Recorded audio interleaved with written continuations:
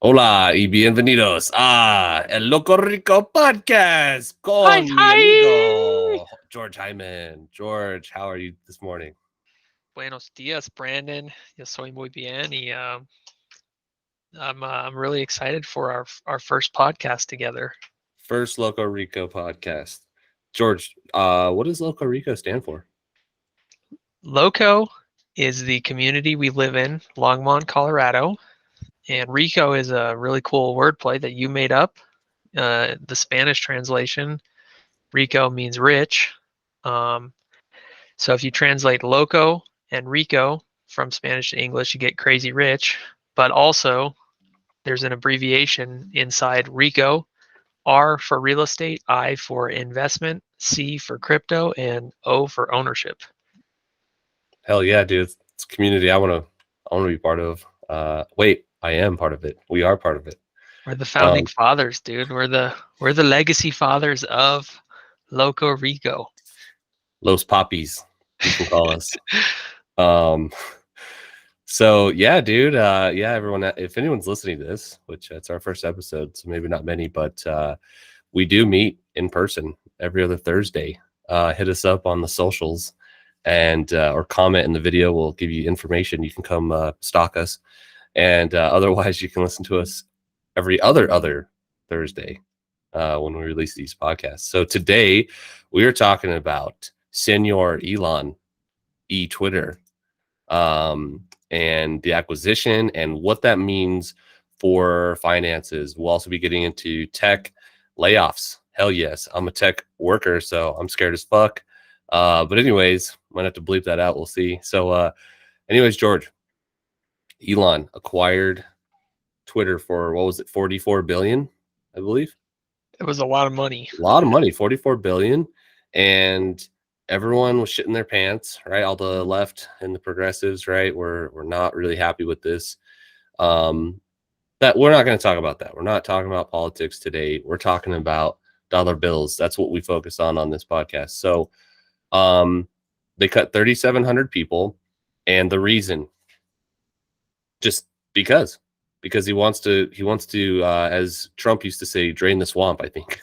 So, right, he cut the CEO, he cut the CFO or whatever she was, Vijaya, I don't know how to say that word, but JJ, and Don't forget about Ligma Johnson. yeah, Johnson, Johnson and Raul Ligma. He got cut. dude, yeah, so many people got cut, man, and the money's was losing money every day, and so he said, "Hey, man, we gotta drain the swamp." So. Cool. So that's the stats, right? And everyone can go look this up on the interwebs. But we're talking about, right? We're talking about real estate investments, crypto, and ownership. George, what is your take on these layoffs? Like, what are the? And let's try to just focus on Twitter for now. Before we get into the rest of them. But and this is coincidental, right? Like Twitter laying off the same time Meta and everyone else is. But what does Twitter's layoff? What does new ownership mean for the LoCo RICO community? Are you asking new ownership of Twitter or? Yep. New ownership of Twitter and the layoffs. What does that mean? What impacts can we see to LoCo RICO? When I say LoCo RICO, I'm talking, just money, right? Yeah. Investments, stock, the job market. I mean, any take you have. Yeah, there's one factor that I think a lot of people are underlooking in this, and that is the fact that Elon, so he just purchased Twitter, and Twitter has a network of users already. So there's already people on it that use it on the regular basis. And one of the things that has been a trending topic for the last couple of years has been this idea of digital payments and social media processing payments as a medium of exchange. You saw Facebook tried to come out with their own crypto. They failed. You see a lot of products being shilled on Instagram. Instagram is a marketing tool now for products, all kinds of workout supplements, stuff like that. And now Elon has purchased a a vehicle that has, I don't know what the numbers of active Twitter users are, but there's a host of people that he can use to implement a payment processing protocol through. And one thing that Elon has been very big on in the past is Doge. I think a lot of people are seriously underestimating what this means long term for Doge. I'm talking Dogecoin, if anybody is not familiar. Elon has been a big promoter of Dogecoin. You can use Dogecoin on the Boring Company's website to buy merchandise. That's another one of Elon's companies. Like, do you remember the flamethrowers that got sold? Yeah, Remember I those do. things? Hmm. You can now transact with Dogecoin on Boring Company's website for a short period last time, and I don't know if it's still there. You could purchase a Tesla with Dogecoin. You actually, they were accepting payments in Doge and Bitcoin last year, and I think if I were to put my bet on a horse that Elon was going to pick to front run potentially transacting in through Twitter financially, I would say Doge is a high possibility of the currency that will be used to do that. So I think it has a big ripple effect into the crypto space just based on Elon's association and past with Dogecoin. Yeah, so we have the Dogecoin. We have the fact that we are trying to maybe monetize the platform in a different way, right?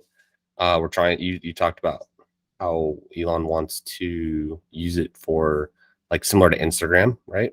Mm-hmm. I think another thing that seemed like what he wanted to do was also make the platform kind of turn into like a TikTok or a YouTube Shorts, right? Short form video, right? And it seemed like that was going to be um, another medium they wanted to add. So it's now they have images, right? They have GIFs, they have text. It's like, well, let's add short form video. And they already have kind of videos already on there, right? So I think they want to add a separate area of just short form, so we can get the more scrolling happening, right? User engagement. So yeah, I think so. Right? What does this mean in terms of investments? I think you could in the next, I don't know, let's call it year. In the next year, when the short form video rolls out, it can't be that hard. Like me being a tech guy, I know that this isn't that hard to do. You just have to have a big database, right, for all the videos. So that's why I was giving it a year, maybe even less, to implement this. And then we have the Dogecoin, right, for crypto. And so I think what you could see, a possible prediction, right? I mean, I don't know anything ever. I don't have a crystal ball, but you could see Twitter gaining value. You could see them start making money, which translates into stock price going up, right? People are saying, wow, this is a valuable company. I'd like to buy stock. So let's check the stock price today. Let's while we're taking a look at all this. So let me pull that up here in a second, and I will share with everyone. We got our video going. I also think that Elon has made it very clear that he's going to have a premium option for Twitter that he's going to charge $8 a month for. I would not be surprised if Doge is a viable means of payment for that. And also, that's another long-term stock lookout forecast for the stock. Twitter now is generating more revenue. As soon as Elon is taken over, if he implements that, I would say the amount of people who sign up for that $8 a month plan versus the amount of people who decide that I'm not paying for social media, I'm going to leave Twitter, I would say it greatly outnumbers the people who would pay for $8 a month to use a premium Twitter account versus people who would say social media should be free. I'm not going to use this platform anymore. Heavily in favor of people paying for. So I think already Elon has found a new, and also the stock price is irrelevant. It's not public anymore. So Yeah, it's not I was going. You would need to look at the valuation, maybe what the company's worth. Yeah, I do remember that they are not public. As I pulled that up, So yeah, so we just talked about now 3, right? We talked about Dogecoin potentially being a currency on there. We talked about short form video. We talked about the blue check marks, right? The subscription model, and then lastly, maybe using the platform a little differently, right? And encouraging different content. Dude, you just drank out of an invisible bottle on my screen, so it was cool.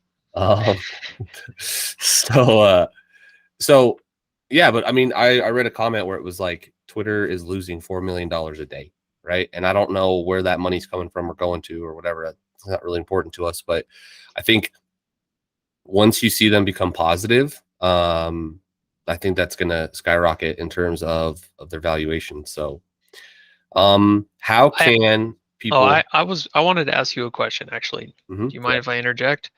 Yep. What do you think happens now that Elon has taken over and there's a massive culture shift in the company? Do you think these recent 3,700 layoffs that Elon did were related to these other tech companies that are laying off people, or do you think this was Elon coming in and just like immediately like setting the rules like, hey, I'm the new boss, this is how it's going to be now? And what do you make of these 3,700 layoffs? Where do they come from? And are there more? Are there less in the future? What do you think? I think it's a combination of both. I think this is my thought process as a tech guy. So they were losing money. Okay.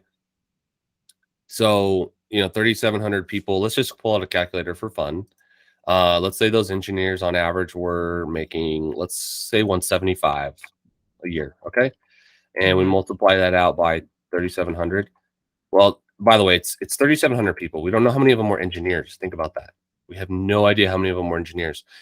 How many people did they employ to be robots and to, fact check, right? And to censor? Like how many of those 3,700, they don't tell you what they were, right? It just says 3,700 people. Like these could have been like fact checkers, right? That he deems unnecessary. He doesn't want fact checkers anymore. And they could all been making $15 an hour. So I just did the math, and 3,700 engineers at 175K is $647 million, almost $1 billion a year on engineers. I would imagine, let's Google this real quick. I want to know what their, employee count is. Okay. We don't really know. So 7,500, let's just call it. Are you telling me he cut half the workforce? I think that's bullshit. I don't think he cut engineers, bro, because if he cut engineers, they wouldn't be able to run stuff. I think he cut the fat. He's just trimming the fat. So that's, I think that answers your question though, right? It's like, well, is this related to monetary stuff? I think a little bit, right? If we go back to this 3,700, he's losing money. Yeah, I think it's part of it, but I think really what he was getting rid of is divisions that he doesn't deem necessary anymore. Can I show you this video real quick? Can I share my screen here? Do it. I'm stopped. Okay. I just want to, I think this is going to be really important. I've never used Google Meet. How do I share a screen? Do I go present now? We can, yeah, you can present now, or we can splice it in later. Yeah, or I can I mail this link to you in Discord? Yep. Can I Discord it up? I just copy and paste that bad boy.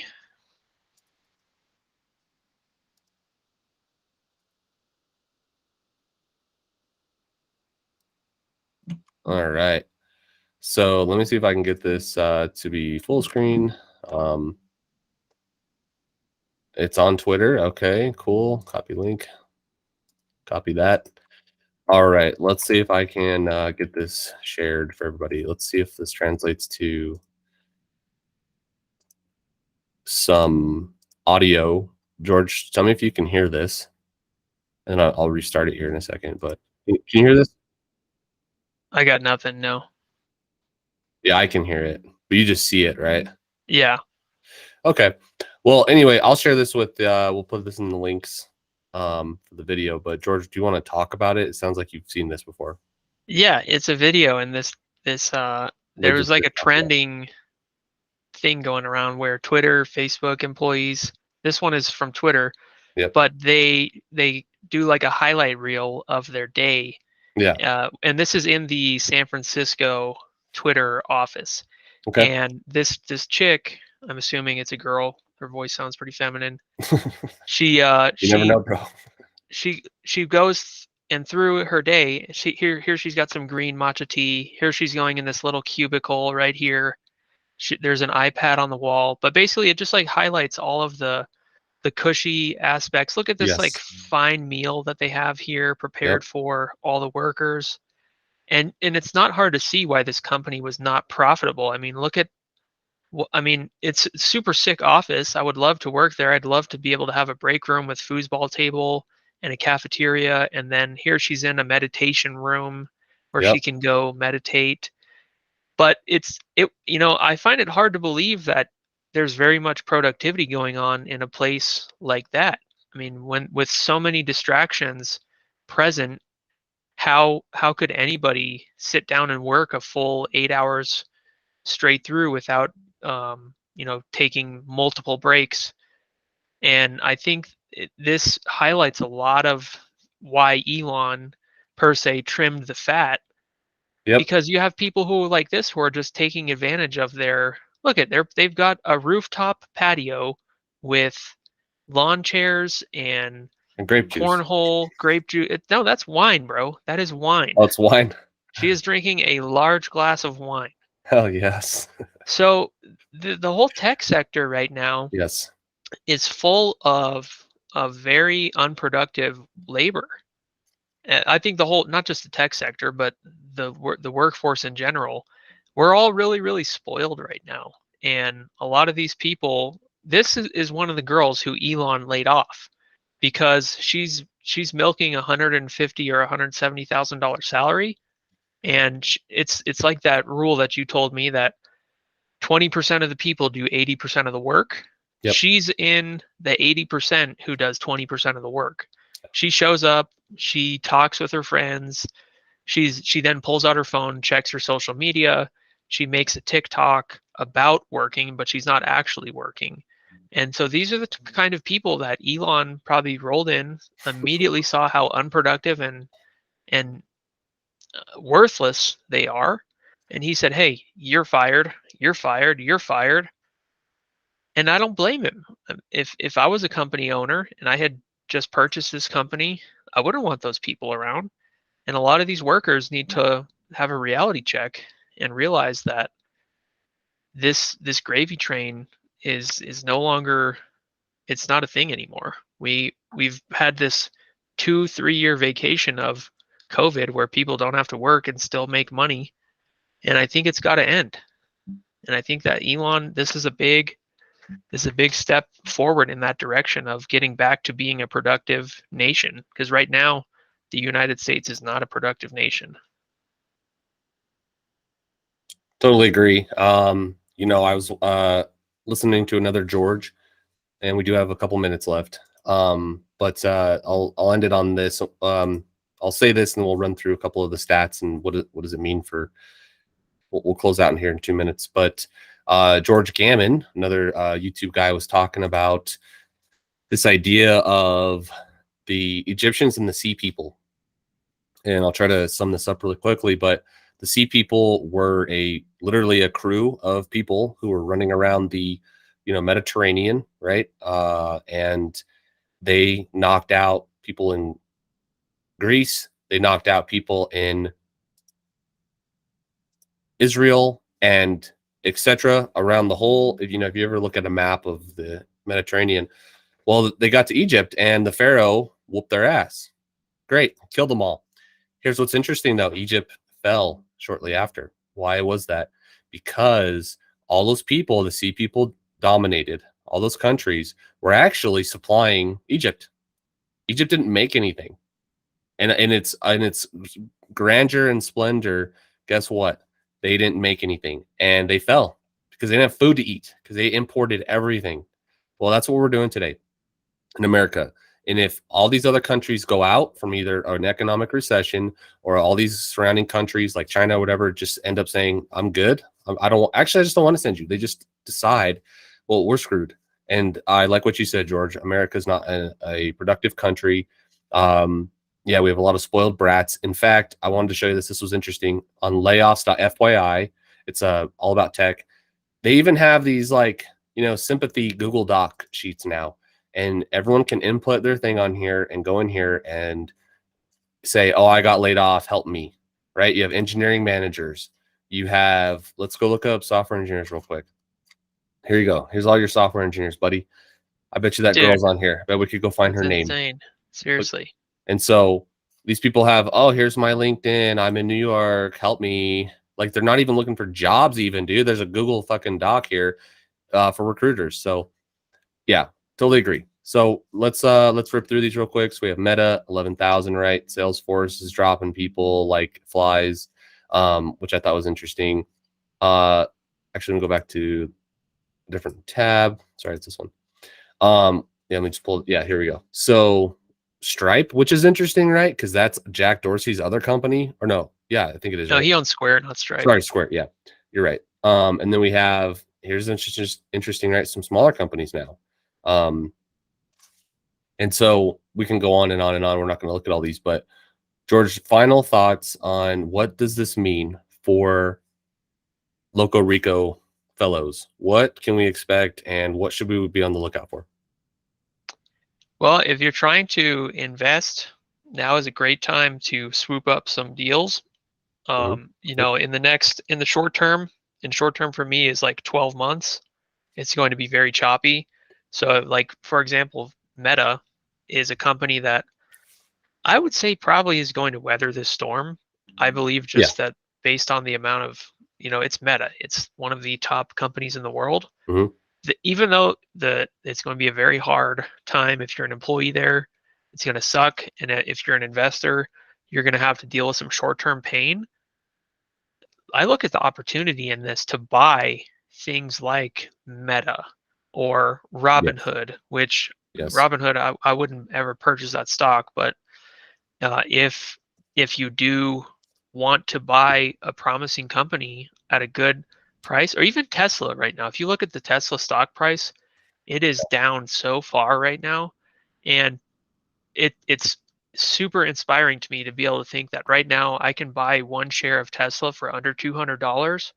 That sounds like the deal of the century right now, and that in 10, 15, 20 years, you will be so happy that you purchased that share of Tesla and that you held on to it. So that's what I see from all of this chaos is once you sift through the ashes, there are gems here and there that if you have cash and ready on the sidelines, there's a lot of really good investment opportunities right now. And the one caveat is they may go lower in the short term. We haven't really established a bottom in the stock market yet. So that's what I got. That's my takeaway. Yeah, I love it. Lots of opportunities. And we could be seeing employment lines here with these tech workers going from wine to bread lines, baby. All right, everyone. Well, thank you so much for joining us on the LoCo RICO podcast. And if you want to check us out, we are on YouTube right now and other podcast places. And I want you to stay well today and stay LoCo RICO. Adios. Adios, Papi.